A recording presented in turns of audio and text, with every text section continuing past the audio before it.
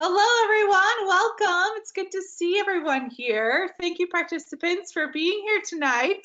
Hello, everybody.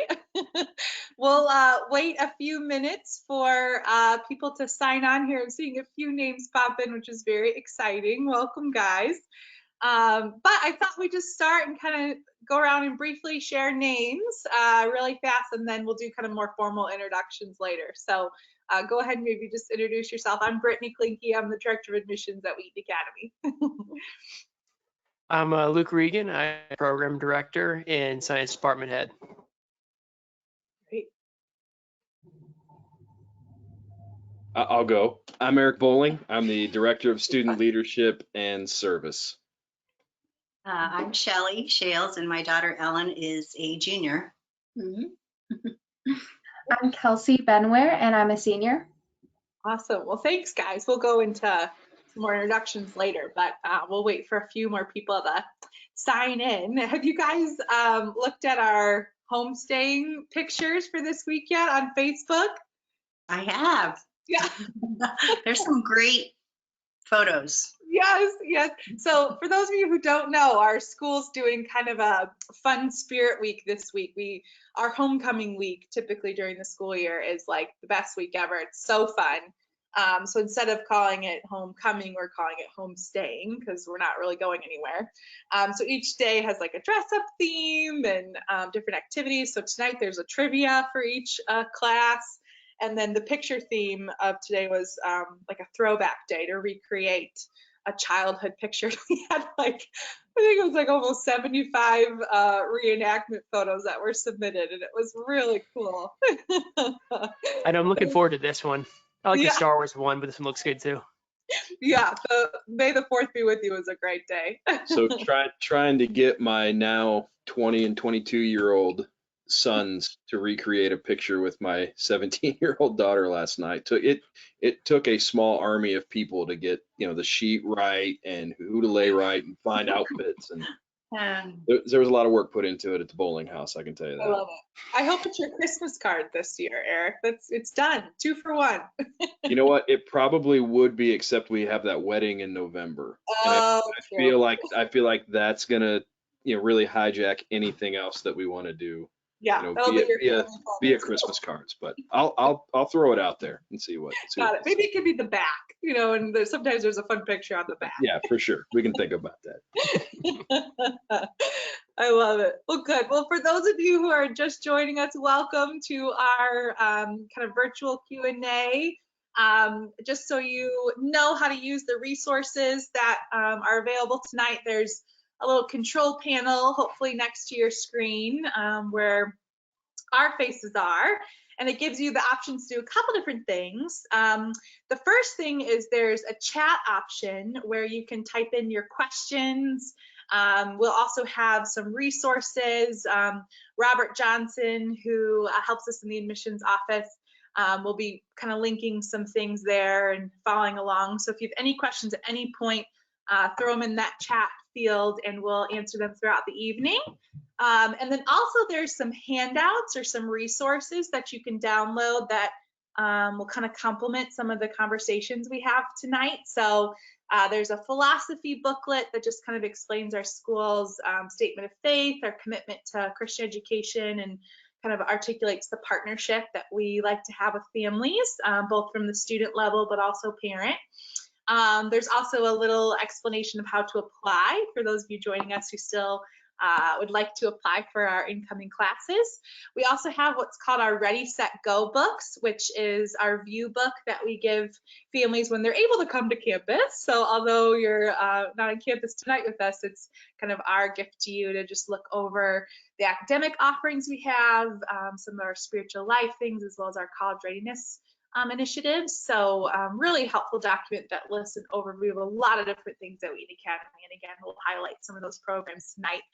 And then lastly, a specific look at our master program, which we'll really spend some time explaining tonight, but it gives an overview of classes, some sample student work, and kind of the different perspectives that they have. So feel free to download those, open them up in a different tab, and just kind of peruse them while we're talking. So yeah, and I hope the resources are helpful. And again, don't hesitate to reach out with whatever questions you have tonight. So with that, I'd love to kind of officially dive into our Q&A. I thought we'd start with kind of more formal introductions. I know we got names at first, but I'd love to hear a little bit of your kind of who you are, your background, whether you work or family or student, and kind of briefly what led you to Wheaton Academy, what makes you be here today. So, and just overall in our school community. So Luke, why don't you start again? Sure. Regan, Master Program Director and Science Department Head. I'm in my basement, and above me, I don't know if you can hear, my 2-year-old is putting her foot down. She's had enough of something. So I've got 4 kids up there. My wife's up there too. So we're staying busy here at home. And then I've been at Wheaton Academy for about 8 years. And before teaching here, I worked in a lab at UIC studying children's cancer called neuroblastoma. While I was there, we worked with some students from Chicago high schools. And I absolutely fell in love with being in a lab with high school students. So went back and looked into teaching and student taught at Wheaton Academy and loved it so much there that I've stuck around since student teaching. So it's been fantastic, and it's exactly what I thought it would be. That's great.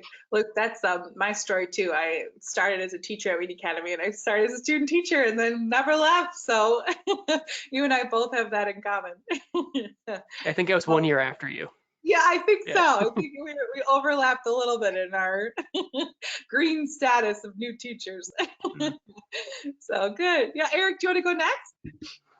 Yeah, like I said, I'm Eric Bowling, and I'm the Director of Student Leadership and Service, and this is my 15th year at Wheaton Academy. In addition to being the Director of Student Leadership, I also teach AP Psychology, Intro Psychology, Sociology, Advanced Health. I'm a varsity football assistant coach. I'm a girls varsity basketball assistant coach. I'm a school parent. I have 2 boys who have graduated. And I have a daughter that is a junior.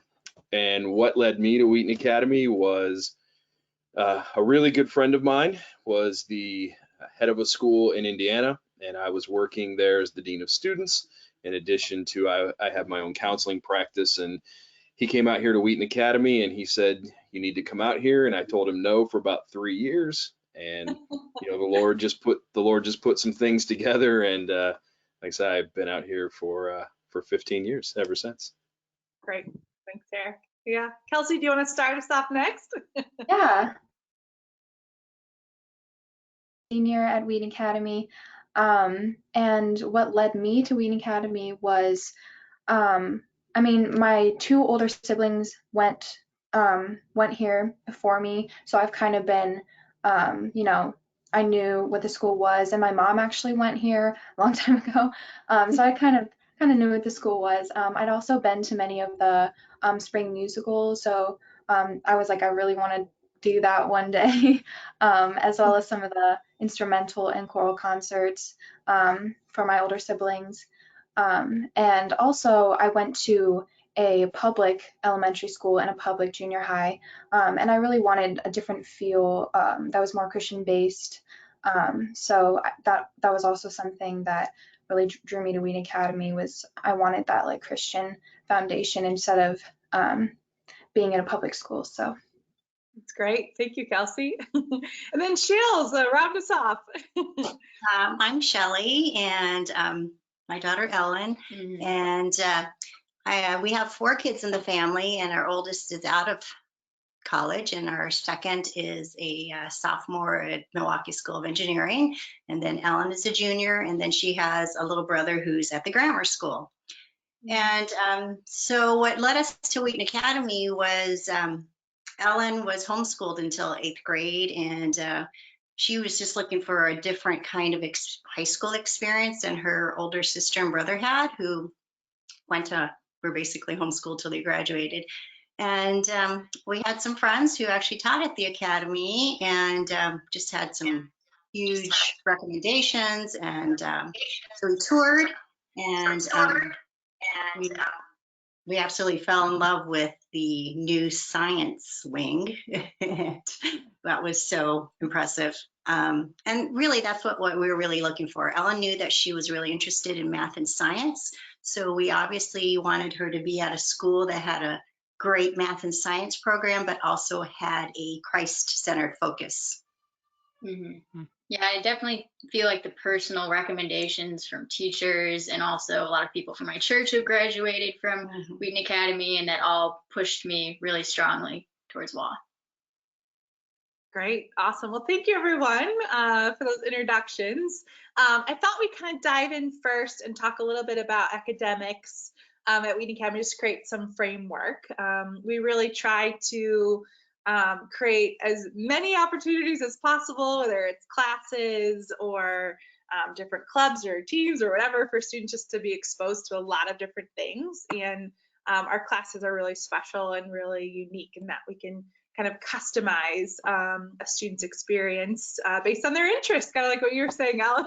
You like math and science, and there's kind of a place for Wheaton Academy with you there, and really all different things. For Kelsey, for you, it was fine arts. So we really try to capitalize on creating a lot of different experiences for students. So kind of focusing specifically on academics, we did have a question about the different types of classes that are available, whether there's regular classes, AP, honors, which we call advanced. So kind of the first question is just how are students placed in these classes, and kind of how does that process work of building those schedules? So anyone want to kind of dive in on that? Yeah, I can jump in on that.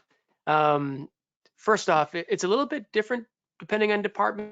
Usually across the board, we do have a level, a regular course, an advanced course, and then a lot of AP offerings too. And so those kind of exist place. And a question that we get a lot is when you're coming in, like Brittany mentioned, how do you know which class you're going to start off on, usually or advanced? And that's one of those things that as you're applying as a freshman, we have you take a placement test. It's really important to us that every student is placed in a spot where they're going to thrive. Misplacement, both too low or too high, tends to be tough. Something that you just have to correct a little bit down the road. And so we treat each differently. You know, you'll test, maybe you place highly in math and you're into advanced math. And then we find that, hey, you know, it's gonna be better if you're in regular English. That doesn't lock anyone into any kind of tracks over time. Each year we look at how that year went, what skills you picked up, how well you did, and then we will reassess the placement for the next year. But we try to really individualize those placements, just because we found that when students are in the right spot, it makes a big difference. And not always do, but at least in science, sometimes when we're looking at our AP classes, we like to have students take advanced first. So before taking something like AP chemistry, we would want you to take advanced chemistry, just because those AP classes move pretty fast and they go pretty deep. So we find having that background helps a lot. But yeah, I hope that answers the question. It's a little bit different by department, but we want to place students at the right level of challenge always. So we take some time to do that early on. Yeah, it's great. And we have a great student services team that's led by one of our vice principals, and Angie Roberts, our registrar. I know some of you, as I look through the list of who's here tonight, have already met with her. And she really sits one-on-one with each family and helps them build that freshman schedule.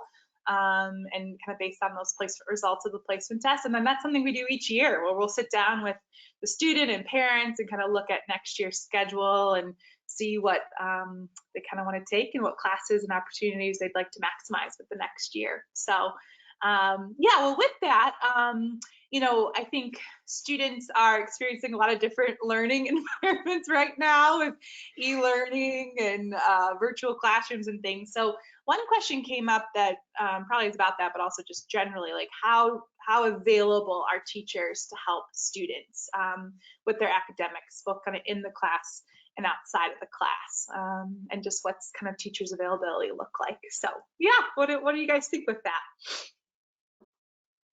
I would say Oh, go ahead. Go ahead. The availability I found is really amazing at Wheaton Academy. I can find all the help I need in the classroom setting itself, but I also have the option to just stop in after school or during a free moment that I find with the teacher. And I've never felt any lack of communication between teacher to student or lack of availability. And I've really felt that that has fostered me as a student and as a learner. And so whatever help I need in particular areas, I always feel like I'm open to going and getting whatever help I need. Yeah, I was just going to say, for me, coaching 2 seasons out of 3, so through the fall and the winter, I can be hard to find after school sometimes if a student does need help. So what I try to do, and I think a lot of teachers try to do, is just let kids know when I am available. If it's lunch or if it's before school or even at night. I've had conversations with kids, really trying to be accessible, because that's a huge part of why we do what we do. I mean, that's probably the hardest part of going to e-learning is Hmm. I just don't have the connection to kids that I would have, if we were all together. And so this is great. The technology to be able to do this stuff has really filled the gap pretty well, I would say. But I think every teacher is available really above and beyond, no matter how busy they are, is what I would say to answer that. It's a big why we work here, right, Eric? To make those connections and help people when they need it, and to see the growth. So that's like the reason I feel like we're showing up is for those moments. So yeah, like you're saying, it's hard being at home and not having that as much. Zoom is nice, but that's one of those things I think is just such an important reason why we're doing what we're doing, that everyone makes time for it, even if they're kind of busy.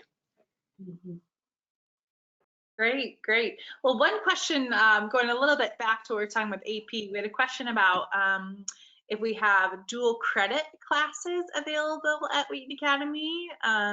So I know for those of you who are familiar with advanced placement, we have over 20 AP classes that students can take a test. And if they do score a certain range, they do get those college credits. But anyone want to speak to the dual credit options at Wheaton Academy? I know my AP Psych class is dual credit. And so what that does is it does 2 things. For some students who don't test well, but who are great in the classroom, it's a really good option, because the AP is really designed for a giant test at the end. I've had other students who they don't do dual credit. They just take the exam, and whatever score they get is that. And I've had some that have honestly done both. Maybe they're not sure what school they want to go to, if that dual credit will transfer. So they know if it's kind of a insurance policy on some levels. If I take the exam and it doesn't go well, at least I have this credit. So I've had students do really a combination of all 3 of those things. Great. Yeah, there's a couple other classes that are like that. I know in the past, I'm not sure if this year, we've worked with a kind of college accreditation program at the Christian college level, where some of our Bible classes actually have kind of its dual credit in the past. So I know kind of our registrar can talk specifically about a lot of those options with families, but there are a few dual credit options available at Wheaton Academy. So great. Well, let's dive in and kind of talk about the master program specifically, because I know there's really a lot that we could talk about in a short amount of time. So Luke, do you mind kind of explaining a little bit of what the master program is and a little bit about the background of it? Sure. Yeah. The master program, master is an acronym for math, applied science, technology, engineering, and research. And it's Wheaton Academy's STEM program. When I first got here, we had a really strong core progression, physics, chemistry, bio. And since then, we've made a real effort to add courses that are skills focused, that are application focused, technology focused. My area is research. Ellen is in all the research classes. That's where I like to spend a lot of my time personally. But what I tell people when they're first coming into it, the master program is, I should mention this first here. For students who take a lot of courses in the master program, one of the things that we offer is a certification, like a designation on the diploma, saying that, hey, you were really a student who focused on the STEM fields. You did some big, there's a list, it's in the brochure if you wanted to look. But it's a lot of time, and those are for students who are really devoted. And sometimes students come in and it's like robotics, but I also want to do fine arts like Kelsey does. I don't know, Kelsey, do you like robotics? Sure. Okay. I was wondering if I described it perfectly or not. But some people just want to do a little bit, and so that's great. What I tell people when they're first coming in is every student who comes through Wheaton Academy spends time in the master program. When you're taking your science courses, we weave technology programming into our physics course, research into the higher level science courses. Everyone who comes in is going to be taking some master classes. And some people want to focus on engineering, some people want to focus on robotics, some people on programming, some on research. But it's just this comprehensive program, and we want to push students towards big projects, kind of focusing on what they like the most. We have a student right now who their master program project was going to be something else, but now we're all at home with the pandemic. He brought a bunch of 3D printers home and is printing out protective equipment for doctors, and he switched over to that. And that was his desire to do it, and then the master program tries to equip him with the materials and tools and skills he needs to pull off that vision. So I guess there's a lot of details to it, but big picture, that's what it is. And it's one of those things your freshman year, right when you come in, you'll be in figure in, and then I would love to find a way to plug everyone into an intro to research or engineering or robotics course too. Right. Yeah. The list of all the different types of classes is in that handout. Also, if you want to download it in the master program, or there's a website too that's wheatonacademy.org/master. You can see some of the classes. But let's kind of dive into that a little bit of what are all the different opportunities that students can explore in the master program. One thing I do want to say maybe before that is just our physical space. We have I think Shelly mentioned was one of her reasons for being excited, is a new section of our building that we call the Science and Technology Center that really elevated the space that we could have and host a lot of these opportunities. So we have 6 fully equipped labs that have lecture space and lab space, both in those classrooms. We also have 4 smaller research labs, which is kind of where Luke spends a lot of his time. And then we also have a huge maker space in the lower level of the building that we call the Idea Lab, that hosts a lot of woodworking equipment, 3D printers, our robotics, tons of things are down there where students can kind of explore it. I often, it's a little silly of an analogy, but I also kind of liken the Idea Lab to like a weight room where like classes go into a weight room and kind of learn together. Teams go into a weight room and kind of improve as a team. That happens in the Idea Lab. And then individuals can kind of go into a weight room and work themselves out, and same with the Idea Lab. Students can kind of go in there individually and do their own thing. So yeah, that's good. Yeah, I mean, it's kind of a weird comparison, but I find it helpful. So in all those spaces, what are the different opportunities that students have within the master program? Yeah, I'll do some classes then. Elena, if you want to talk about what you've been doing specifically project-wise. So physics, chemistry, bio, we have those. After that, we have a lot of electives. So running parallel to those, we have genetics and biological research course. We have AP seminar and AP research. That's kind of the research track. We have intro to engineering, a 3D design CAD course. Engineering design is the top level of the engineering end of things. We have intro to robotics, and then we have an advanced robotics course that we're starting off next year. Just a lot of people are interested in it. We have intro to Python programming, advanced Python programming, networking, anatomy and physiology. The teacher who does that is an absolute genius with a dead cat. I mean, he can work magic. So there's a lot of courses. We have AP chemistry, physics, biology, environmental science. So across the board, there's just a lot there. And then all the time we have students wanting to run their individual projects at the same time using the space or meeting after school. And I'll pass it to you, Ellen. You can talk a little bit about the things you do in the master program. So I would say the big projects that I've kind of worked on are somewhat at different levels each year. So sophomore year, I did a big project for an actual research class that was tied to a class specifically, and it was looking at cyanobacteria and circadian rhythm. And that was one space where I really pushed myself, but it was also still in like the classroom environment. But also we foster like outside of classroom projects. So we have an aquaponics system that we like to experiment with to see how an entire living system changes with variables. And that's pretty cool. And that's not tied specifically to a class. So anyone can jump in and help out if they're really interested in it. And they don't have to be in a class per se. They can just do it if they're interested. And that's really cool. And also this is basically tied to the master program, but I work on the ratio, which is our publication for students, and just to like use it as a launching platform for professional work or just an entryway into that type of thing beyond high school as well. I know I've got to jump into here because the research project she did her sophomore year, she was reading up a lot on people who are doing that professionally, and she ran across the same professor. What university out in California was that?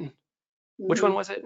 It was, I think, I can't remember. Some university. But anyway, she wrote her an email and said, "Hey, I'm interested in your work. You think I could do it at a high school?" And then the professor was like, "Oh, that's super interesting. No, it's too hard. I would change projects." And I was like, "Well, thanks. I'm not going to change projects." And so did the research, wrote the paper, and sent it back to her after she had finished. So like just that level of, I mean, first of all, reading professional papers was huge, but then having the courage to send out that email and to have the professor say, "This seems hard," and she went for it anyway. So, I mean, it's, I don't know, I feel like the master program is on students like Ellen who are doing that kind of thing. And it's fun to find people and connect them with areas where maybe it's not research, but something else, and you watch a student take off. It's cool to see. I had to mention it. And I just want to step in. Mr. Regan was also really encouraging to Ellen, not to give up on her topic, and supported her in any way that she needed, and was just a great encouragement to her. And that's important when you're trying to tackle a project that a professor from a different university says, no, you can't do. But so we appreciate that Mr. Regan was just so encouraging and just, gave her that extra encouragement to persevere.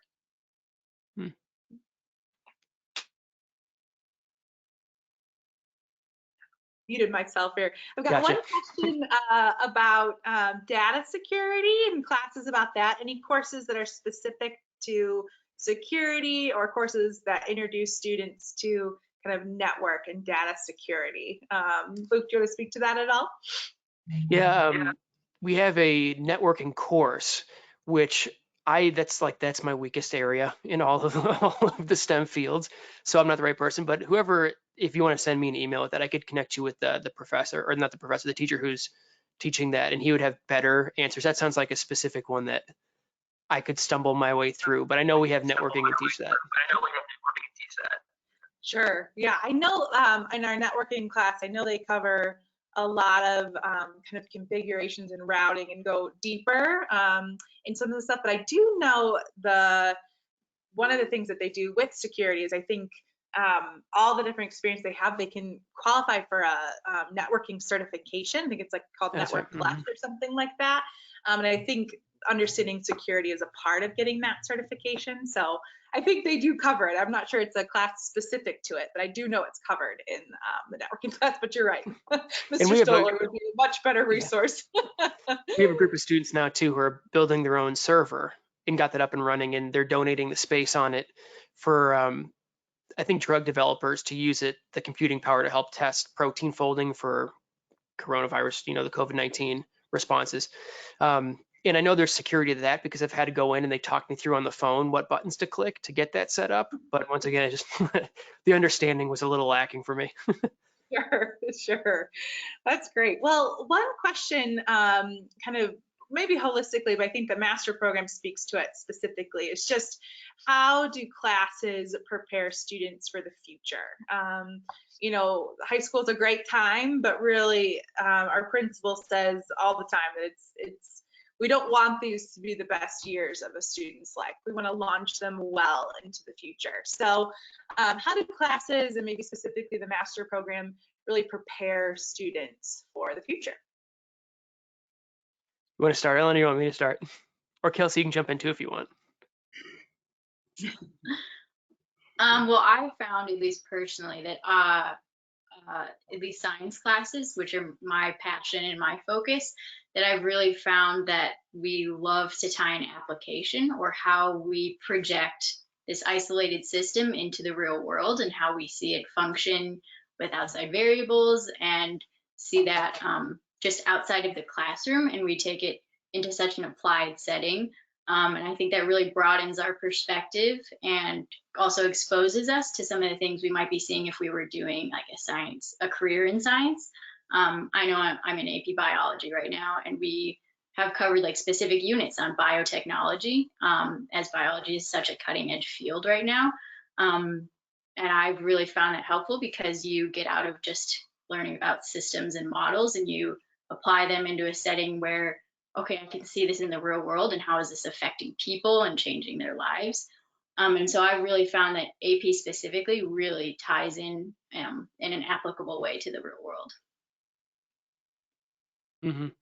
Yeah, another thing that we focus on too, and that is a huge focus, is the application, because the content, yeah, I'm sure people have heard this before, that the content's not hard to come by. The thing that really matters is how well you can apply it to a new situation, or how well you can evaluate the information that you're seeing. So we spend a lot of time on that. Another big focus for us is science specifically is a huge field. I mean, it's applicable. It is the religion, the functioning decent amount of the modern world. And so we want to spend the time, get students like, hey, when you go out there to Duke University, wherever you're going to go, you're going to have your faith, and you're going to have this love for science, and you're not necessarily going to find people who think those go together. And so we spent a lot of time saying, let's evaluate the kind of worldviews that you find in each area. Why would that worldview give you a response where God doesn't exist compared to, how do you interact with that? So we spend a lot of time with that critical thinking too. How do you take that information when no one else is going to tell you how it fits in with the things you already believe? Do you have the tools to make those things? You can see how they go together. You can see the difficult spots and the spots where they go together really well. So a lot of time on those tools on how to handle new information. That's great. Awesome. Well, with that, I do want to kind of bring us to another area of focus tonight, and that's our leadership development. And I think that's one thing that I appreciate most about Wheaton Academy. I think when I think of that question of preparing students for the future, I think really investing in students individually is one of the best ways, you know, equipping them with, Luke, what you're saying of that thinking and the critical nature of problem solving, and just allowing them to practice those skills of critical thinking, and really investing in who they are as people and leadership development, because a lot of the fields and professions that our students will go into in the future don't really even exist yet. So equipping them as people, and people who love the Lord, who then are problem solvers and critical thinkers and leaders and people of influence, matter for them going out into a future that in a lot of ways is unknown. So I think that question of future preparation just really ties in nicely with leadership development and how we really approach leadership at Wheaton Academy. So Eric, I know this is kind of in your area, in your world, so I'd love to hear a little bit of just our philosophy of leadership development a little bit at Wheaton Academy, and how we develop leaders. I know it's a big question, so any kind of overview you can provide us is great. No, it's great. I love talking about leadership. I think about it. I told somebody the other day, I wake up thinking about it. I go to bed thinking about it. Like, I think it's a huge piece of what we do developmentally for students. And really, when I think about what our philosophy of student leadership is, the first and foremost is we believe in it. Like, we believe it's a part of our school mission, you know, to nurture growth in students through relationships, excellence, and service to the glory of God. It isn't that we have leadership as a one-off program, or you might learn leadership as a captain of a team, or it's really ingrained in everything that we do. And because it's a part of our mission, the second thing that it has to be is it really has to be authentic. Like, it has to be real. Luke, I love when you were talking about, you know, the students that is, you know, printing off, 3D printing the face shields. Like that is a real application of leadership and service, which those two things kind of really go together in what we think about. So it has to be authentic. Like, students need to do things that matter, and they need to do things that they care about and that are important to our campus and our communities, and also enables them to succeed and sometimes to fail, because that's a part of the process of leadership, is learning how to fail. And I think the third thing is, when I think of our philosophy of leadership, it's available to everybody. Everybody has to be able to participate.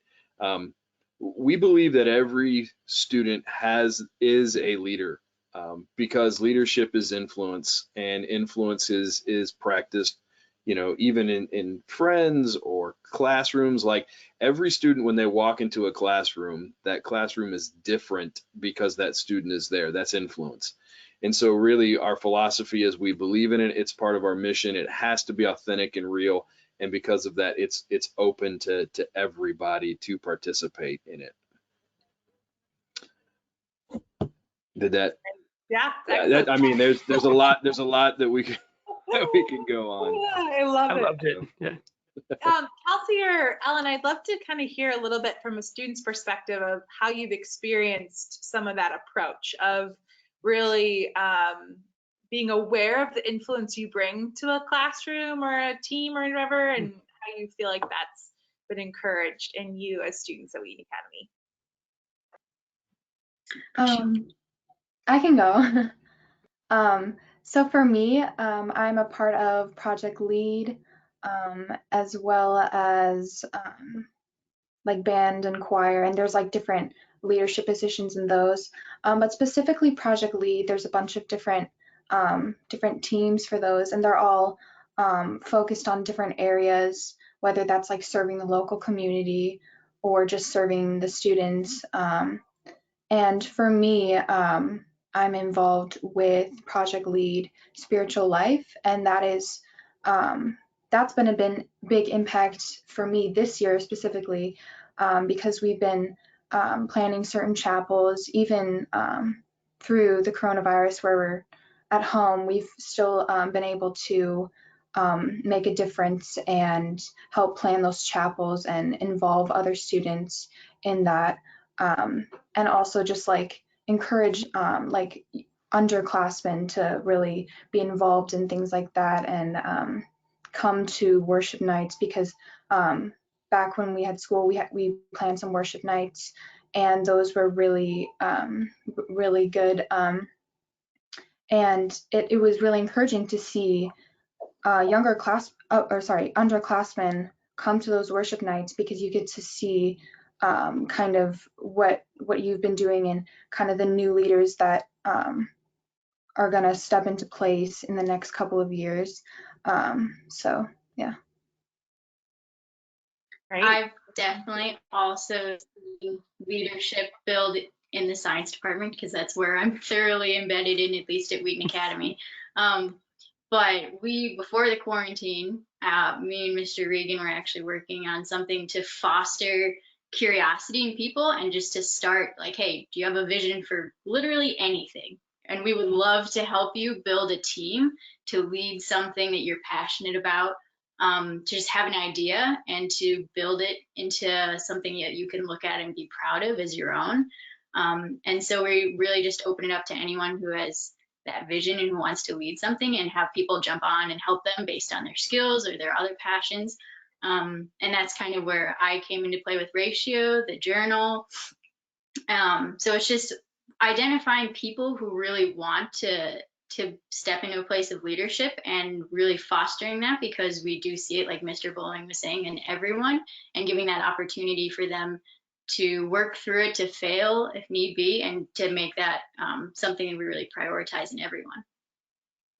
Yeah, and I just wanted to add that. Oh, go ahead, Ellen. Sorry.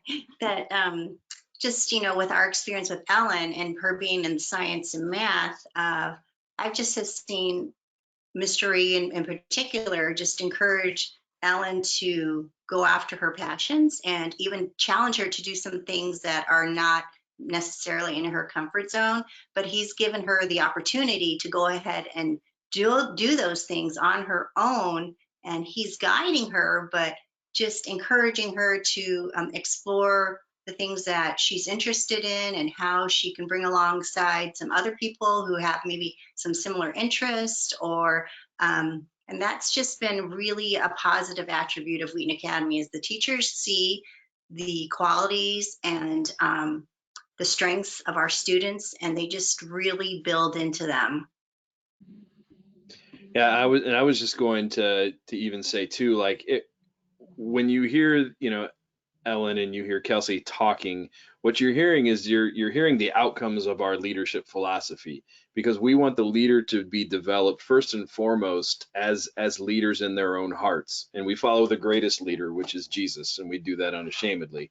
So if you think about leadership development, you think it starts in the heart of the leader. What are you passionate about? What does the Lord put on your heart? And then from there, we want our leadership to build Wheaton Academy. And you heard Ellen talking about this idea of offering something to the entire student body, on campus. And then the third kind of ring, if we can use that analogy, is building God's kingdom kind of outside of the walls of Wheaton Academy and what exists kind of outside of us. And so I just, girls, thanks so much for sharing that, because I think you see the development of the leadership as a person, and then building our campus, and then ultimately building God's kingdom. Mm-hmm. That's great. I think that really ties really beautifully into a question that came up of just how do we help and encourage maybe those students who are a touch more shy, not as maybe comfortable stepping into what typically is kind of viewed as a leader into leadership roles. How do we kind of foster that in students that maybe would not initially jump in to those things? So I think that philosophy answers it, but I'd love to hear. Yeah. No, it's a great question, because we all have a picture of what a leader is, and sometimes that leadership style or type doesn't really fit the mental picture we have. So we have really worked hard to develop, equip, and engage student leadership. Like we have a plan that we follow. So to answer the question about what do you do with someone that might not be as outgoing or out front, or somebody that you walk into a room and everybody goes, oh, there's the leader. One of the things that we have in terms of development is we have a leadership curriculum, and we provide opportunities to teach our students leadership. So, for example, an incoming freshman is going to have 8 touch points of leadership training based on this curriculum. There's going to be, and those are split between a couple of like large group, all class chapels where we're going to talk leadership principles. And then there's what we call leadership labs that are a little bit smaller, where you can dive a little deeper. So if you take an incoming freshman and you put them to their junior year prior to Project Lead, which I'm sure we'll talk about in a second, they're going to have 24 leadership trainings available to them to help develop them as a leader. And so I think in that process, they're going to learn how to lead based on who they are and their personality and what fits them. And then, the other thing with that is we have so many opportunities to lead, and some of them are very out front. Some of them are up in front of the student body. They're very visible. And some of them, you would never know that maybe somebody is leading, because that fits all different leadership types and styles. Great. Thank you, Eric. Can you tell, I know we mentioned it a little bit, but I think now's a good time to explain what Project Lead is, and just a little bit of kind of the background and how students get involved in it. Sure. And you've heard Kelsey kind of talk about this a little bit, that she's involved in one of our Project Lead teams. So Project Lead is our specific leadership program for seniors. So we have all these leadership trainings that happen freshman, sophomore, junior year. So second semester of the junior year, we have juniors go through what we call Leadership Academy, where we talk, we just kind of review the leadership that we've been talking about. And then they have an application they fill out. Ellen, I know you just filled yours out not too long ago, right? They have an application that's really, I mean, it really asks them some hard questions. You know, leadership's difficult. Why do you want to be a leader? Where do you want to lead? All those types of things. And then after that, they go through an interview process where they sit down with project lead sponsors, project lead leaders, and they're interviewed and they're asked questions. They're asked questions about why do you want to lead? Where do you want to lead? How can we support you? And so after that, then they're divided into one of 7 teams. And so right now, currently, we have about 100 plus seniors who have been in this project lead program. And next year, with the upcoming juniors, we are going to have over 80 who are going to be on these teams. And so these teams are really broken down into 3 areas of emphasis. One is our campus. And on campus, we have Project 9, which is seniors engaged in small group leadership with freshmen paired up together. We've got Fellowship of Christian Athletes, student councils on there.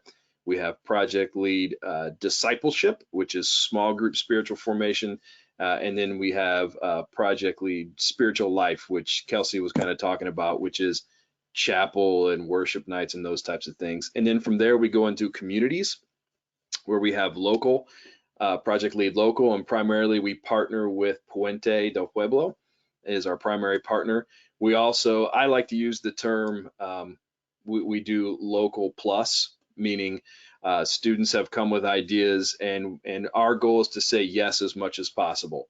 So, you know, Ellen, I know you and I talked, you're very involved in Replanted, right?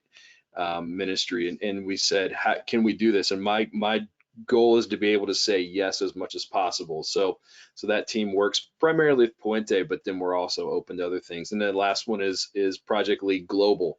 So even looking outside of our own communities, and we partner with Kids Alive, and we sponsor 24 orphans in Haiti and the DR. And again, it's Project Global Plus, because kids will come with ideas and they say, hey, could we do something related to this past semester? They were like, can we do something to help, maybe people who are struggling with coronavirus. We had some international students that said, hey, I want to be able to send some money back to China to support. And again, our goal is to try to say yes as much as possible.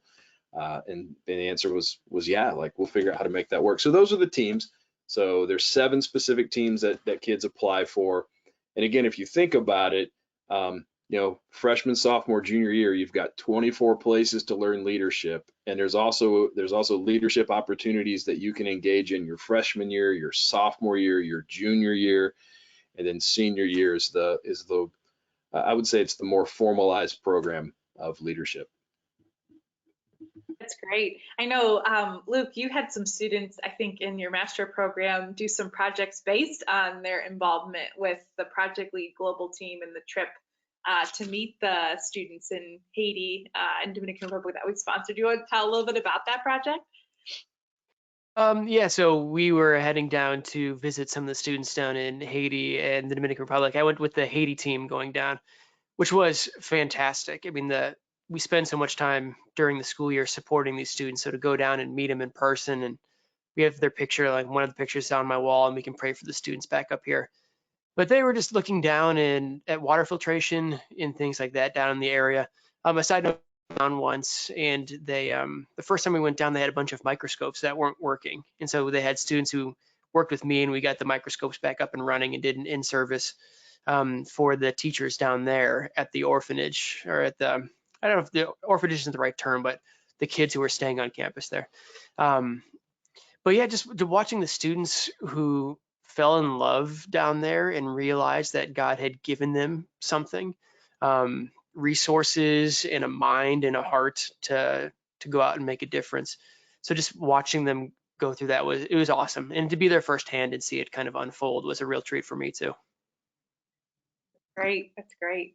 Well, with that, kind of mindful of leadership and service opportunities, Erica, I'd love to hear a little bit about how maybe Project Lead, but also just our overall leadership program encourages service in students and the different service opportunities that we have. Oh, and sorry, before I answer or let you answer that question, I forgot. to mention, Robert made a great point in the chat. If you wanted to see an overview of those teams that Eric was mentioning with Project Data, it was a lot to take in. It's on page 34 of our Ready, Set, Go books, where it gives an overview of kind of Project Lead and lists them all out. So if you're visual like me, that's spread in that booklet might be helpful. So anyways, sorry, back to the question, Eric. I'd love to hear kind of some service opportunities that we have at Wheaton Academy. Yeah, like what we want to do with our local and global teams, we serve wherever we can. Like, we want to be really flexible. We have structure. Like I said, we serve with Puente del Pueblo, and we do tutoring and some after school activities with them. Our Fellowship of Christian Athletes runs a huddle at Wheaton Christian Grammar School for their junior high. And then we have, like we talked about, our service with Kids Alive. But honestly, we really want to serve wherever. And my goal, part of my role, is to be able to help students who are serving, who are already doing it, because we have a lot of kids who are serving, to encourage them, offer them resources, help them in whatever way that I can. And then, with the official things that we're doing, also support that. But one example I wanted to share was, and Kelsey, I'm going to have you talk about this a little bit as well. And just so you know, before I throw it to Kelsey, Kelsey is a humble person, so she's not going to like that I'm going to point this out about her, okay? But I'm going to, because it's a big deal, and it's important, and it comes from a good place of her own heart. So we had, once we went to e-learning, obviously in-person service, kind of went away, and we had a big event planned that we were going to do with Puente kids and bring them to a soccer game. And so we just had a Zoom call one night where we just said, hey, if you want to talk about service, jump on. And I think we had probably 50 students who said, yeah, what can we do? And so we just started this Google Doc of ideas. And one of the ideas a student organized was a 24-hour prayer, where somebody was praying every 15 minutes for 24 hours on Good Friday. I mean, that was all student run. That wasn't anything I did. But one of the things that has happened is we have probably 4 or 5 senior care centers that have reached out to us and said, can you help provide something for our residents? Cards, letters, send them to us and we'll print them off. And it has really caught on. And Kelsey, I want you to talk about what you organized, because it's pretty awesome. Okay, talk about that. Okay. So yeah, as Mr. Bowling was talking about, I was part of that Zoom call that we had with the bunch of students, and he sent us the link to the Google Doc, and I think he sent a message later on that was like, send some cards and some verses of encouragement to people at Windsor Park. And I was like, great. And then I just kind of felt like led and kind of drawn, because my passion is music, and I really, I love music and I love making music. And Mr. Williamson and the orchestra and band, we were going to actually have a concert at Windsor. I think like a few days after shelter in place, like stay at home happened. But obviously we had to cancel that. And so I talked to Mr. Williamson and I was like, what if we put together a video of some sort, or just like a way to have all of the orchestra and band students still be involved, and send videos of themselves playing or singing or doing whatever, like a hymn or their favorite song, just to encourage the residents and just give them a little bit of peace, or just, maybe if it's their favorite hymn or whatever. And there were over 40 students that sent in videos, and Mr. Williamson was a big help in that. He kind of helped me organize it. And then I was able to send it to Windsor Park, and it was over 2 hours of music. So that was really cool, for the residents to be able to listen to that and watch it, and kind of get something different, because all they've been hearing is bad news about the coronavirus, and they're scared and they're lonely. Nobody can come visit them. And so I just wanted a way to be able to give something to them, because I feel like they're often forgotten in our community because they're stuck and they can't really go out during this time. And so I also sent it to the link to a few other of retirement homes, including my great aunt. She lives at Oak Trace in, I think it's Carroll Stream. And she is blind, but she can still hear. And that was just a real blessing to her, because she could still listen to the music even though she couldn't see. So yeah, I just felt called to do that. And I was really, really thankful that so many people sent in videos, so many students. And it was a really variety. There was like people playing the piano, playing violin, singing, just all sorts of different things. So Yeah, and if I could just really kind of jump on that, because Kelsey, again, that was nothing more than an idea that we said we got to do something, and when you kind of put that back together with our philosophy of leadership, we look at what was Kelsey passionate about, what was driving her, and that was obviously music. And then we said, all right, how can it has to be authentic, it has to matter, it has to be important. This is authentic. This is helping encourage people. And then it's leadership. She took it. She did it. It fit really well with who she is and what she enjoys. And so I just think that's a great example of our leadership philosophy, and really leadership and service together, and how it just, some of it is programmed and we are intentional about it and we need to be intentional about it. But then there's a lot of it that just takes place, and it's super exciting to have that. And Kelsey, I appreciate you sharing that you were obedient to the calling that you felt. Awesome. Thank you. I loved hearing about that. And both Kelsey, you and Ellen both are just so impressive. So it's been so fun to have you on this call tonight. We've got a little bit more time. I know for some might need to sign off, and we understand that, but we do want to create kind of a final opportunity to ask whatever questions that you have. And maybe while they're thinking of maybe some questions that are remaining, I'd love to kind of end with this question kind of formally, and then if there are any that pop in, we'll ask them. But kind of when you think about incoming students, we've got a variety of people on this call. We've got some 7th graders who are thinking about it, some 8th graders that are still in the application process. We've got even some enrolled students who chose to come to Wheaton Academy already. What advice would you give kind of an incoming student, or maybe an incoming parent who's going to be joining our school community here in just a few short months? So anything come to mind about advice for this audience? Yeah, I guess I'd say early on, I'm sure that there are people who have a good idea of what they want to do already, and some people who don't have any idea at all. And Wheaton Academy is a fantastic place early on to try a few different things, to come in and take a class that maybe you didn't think you were going to like. You might end up loving it. You might find out that you don't love it, and then you're going to stop taking those kinds of classes. That's also good.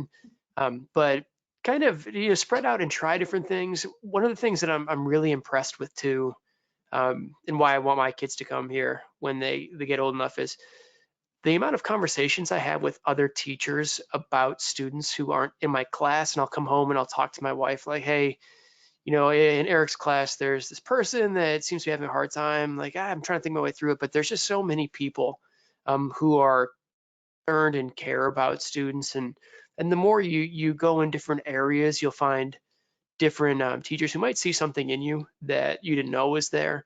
So my advice early on is, when you get here, to try a few different things, explore a little bit. It's a safe place. People want to develop you into a leader in different kinds of areas. So come in ready with an open mind and a willingness to try something that maybe you didn't think you were going to love. Great. I think that's good advice. I'd even kind of like say, Ellen, she's a math and science person, but she's come to love ceramics because of the ceramics teacher. And so she's been able to nurture her artistic talents as well. But as a parent, I'd say come and get involved, meet your students' teachers. I'd have to say every teacher that Ellen has had has just made a huge impact in her school experience as well as mine. I am just overwhelmingly surprised how much time and effort each teacher is willing to put into our students. And they are always available and always encouraging. And just a little plug, I even got to meet a lot of new moms just at Taco Salad Friday. And that's even a great way to just see the school environment and see teachers, meet the administration, and meet other parents, see your kids' friends. So there's a place for everybody there. And whether it's science, math, fine arts, athletics, I feel like there's a niche for every student at Wheaton Academy. Great. Yes. Awesome. Yeah, we love, there's a couple Fridays a year that moms and dads, but it's usually moms, serve taco salad. So awesome. That's a highlight of our It's one of the best. It's the best. It really is. So thank you in advance for your future service on future taco salad day. Great. Well, any other advice or kind of final word that you'd like to give our incoming students? Yeah, I'll go. Yeah, go ahead, Kelsey. Okay. Something I would say is I came in to Wheaton Academy. I didn't really know very many people. And I was really shy, not really outgoing. But I would just say, like, if you're in the same boat, just do what you love, get involved. And also, like, don't be afraid to try new things, even if you don't really know anybody, because you will meet people. There are people that are in the same boat as you that need friends as well, and that love to do the same things as you. And Wheaton Academy is just a place where no matter, like, if you like sports or if you are into fine arts, like, you can still be friends with so many different types of people. And just I feel like all of the classes, whether it's like freshman or senior, they're all very close, and it's just really easy to find what you love and find a place where you'll fit in. So Yeah, I think the only thing I would add is, do a lot of things too. I love, Luke, you were saying that, but I would say, even stuff that seems really out there. Now is the time to try.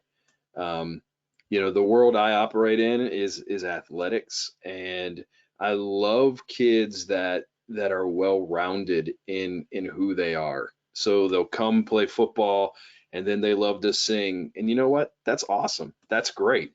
Like, I love that you can be well-rounded, and it's a good thing. It's not looked at as a a stereotypical, well, I got to do this because I'm this way. But I would say with that, get involved in something.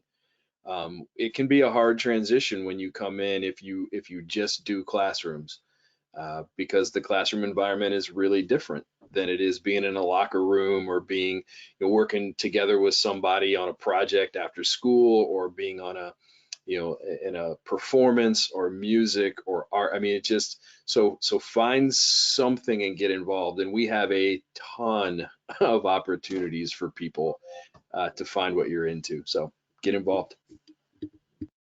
Great. Awesome. Well, I think that's a great plug for our next week's Q&A, which is all about our co-curriculars and all the different ways that students can get involved in teams and clubs and all different things. So we'd love for you to tune in next Thursday night if you're able.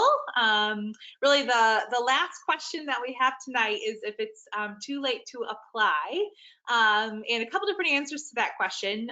For incoming for 7th graders now, I should say, rising 8th graders, we don't have the application open quite yet for you.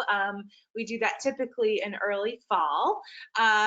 Incoming freshmen, so those of you who are in 8th grade now, we do have just a few spots still open in our class of 2024. So if you're interested in applying, or maybe have a friend who's interested, I would encourage you to do that application quickly, because I do think those spots will fill in the next really coming weeks. And then if you're a transfer, so kind of currently in high school, we do actually have a waiting list right now for all of our kind of rising classes in the sophomore, junior, and senior years, just because right now we are at capacity. We are very much still accepting transfer applications because sometimes things change, but I do encourage you to apply quickly if you're in the transfer boat, because my guess is not everyone, unfortunately, will be able to come who's expressing interest right now. So the link to apply is on our website. There's also a handout on our resources here that explains a little bit more of that application process. So guys, thank you so much for joining. It's just such a pleasure to be with you, even though it's in this webinar form. So thank you for your words of encouragement and insights, and it just really has been my pleasure to be able to introduce you guys to some of our attendees today. So thank you for your time. Thank you. Yeah, Thank just you. no problem. Well, moving on, if you want to save some of the links that Robert gave tonight, there is an option. If you go to File, I think there's a Save Message Log or Save Chat that you can download the transcript of the chat tonight. Also, we'll send this recording to you tomorrow, so if you want to rewatch any moment that it was particularly inspiring or something, that'll be in your inbox tomorrow. Robert will also send a text messaging number in the chat, so if something, it's always the case with me, something ends, I'm like, oh, I thought of a question. Don't hesitate to text that number and we'll get back to you shortly with an answer. And then finally, tomorrow at 2 o'clock on Fridays, we're having student-to-student hangout. So it's actually on Zoom, where we've got a couple Wheaton Academy students who are able to just kind of be a reference and a face to ask questions at the student level, if you'd like to do that later on tomorrow. So the link to register there, we'll send you the Zoom link once we see your interest. So overall, just again, a big thank you for coming tonight. Thank you to you guys. And we look forward to interacting with your family more in the future. So thanks again, and we'll hopefully see you at the next Q&A session. Thanks, everyone. Bye. Have a great evening.